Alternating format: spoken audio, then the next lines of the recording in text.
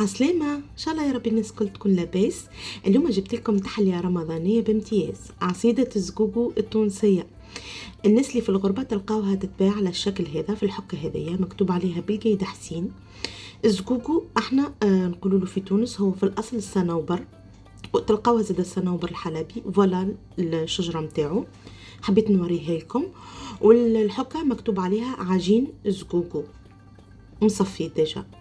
فوالا طريقة التحضير متاعو مانيش باش نتبعوا الحكة اللي مكتوب فيها، لا، باش نعملوا على الطريقة هذيا. نبداو نحط 250 غرام فرينة، عليهم 500 مليلتر ماء.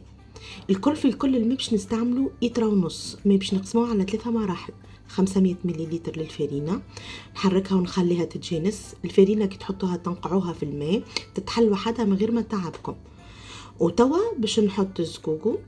شوفوا تبارك الله الزيت اللي فيه برشا منافع، برشا مقويات، به للمناعة. مي بون مش كتحلية، تنجموا تاكلوه ميم كنبتة، يعني كعشبة هكاكا. يجي على الشكل هذا. حاولت نوريكم لابات اللي فيه باش ما تغلطوش في الباكو. ونكمل نحط له هو زاده 500 مليلتر ماء يتنقع فيهم. تو يتحل معايا بشويه بشويه، يعني نحاول نعاونوا بالفرشات شويه، نخليهم اكوتي. شوفوا الفرينه حبيت نوريكم ديكو تخليوها شويه في الماء تعاونكم في الحلال. توا نتعادل مرحله الطياب. نجيب بحذايا 500 مليلتر ماء الاخيره، ونبدا نصفي الفرينه ونعاونها بك الماء هذاك باش تتصفى معايا فيسع فيسع. فوالا نقعد نحرك فيها على الشكل هذا ونعاونها بشويه بشويه ماء. ما نستعملوش اكثر من إطرة ونص ماء على 250 غرام فرينه و500 غرام زقوقو. ونتعدى نصفي زاده الزقوقو بك الماء اللي حطيته بحذايا. بعد ما كملت مرحله التصفيه نخلطهم ونجنسهم مليح قبل ما نشعل الغاز، ومن بعد نشعل ونقعد نخدم فيهم من غير توقف حتى لين تولي عندي كيما الكريم هكايا. فوالا نحط لها، انا حطيت 230 غرام سكر، انتم تنجموا توصلوا 300 غرام. مغرفه ماء عطرشيه، تنجموا ماء زهر، ماء ورد، اي منكه عندكم. ونقعد نستمر في التحريك حتى لين نشوف الفقاعات هذوكم تاع الغليان. ما عادش تخافوا منها، توقفوا التحريك، تخليوها تغلي شويه، ونبداو نحطوها في طبق التقديم في الكيسان هذوكم. انا اخترت الصحافي. فوالا هي على الغاز، هي مازالت سخونه. توا نتعداو لمرحله الكريم باتيسير نعملوها في الدار. حطيت بيضه على مغرفه ونص نشا، بين مغرفه ومغرفه ونص تنجموا تعملوا نشا، على نص إطرة حليب، 500 مليلتر حليب، باش نحط لها مغرفتين توا سكر.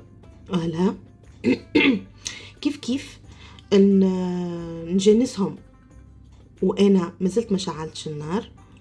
ولا من بعد ما تجنسوا معايا نشعل الغاز ونقعد نستمر في التحريك كيما العصيده نتاع الزقوقو، عصيده الصنوبر.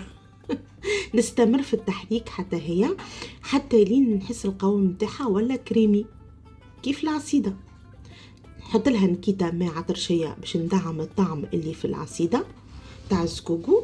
فوالا غلات معايا حتى هي ديريكت نحطها في الكيسان اللي حطيت فيهم الزقوقو نتاعنا.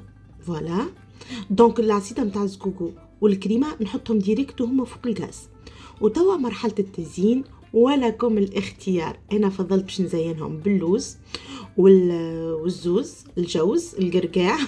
نتوما تنجموا تعملوا بيستاش، تنجموا تعملوا بوفري نوازيت، لي بينيون، تعملوا اللي تحبوا. اي فوالا في الاخير تحصلت على الطبق هذا لنودكم ولنشهيكم. حبيت معلومه صغيره، احنا في عيد المولد النبوي الشريف نطيبوا عصيده الزقوقو في تونس. نخليكم تذوقوها وتجربوها. صحه وفرحه. ما تنسونيش ماكس بارتاج، لايك، ابوني، وعلى محبه رسول الله نلتقي.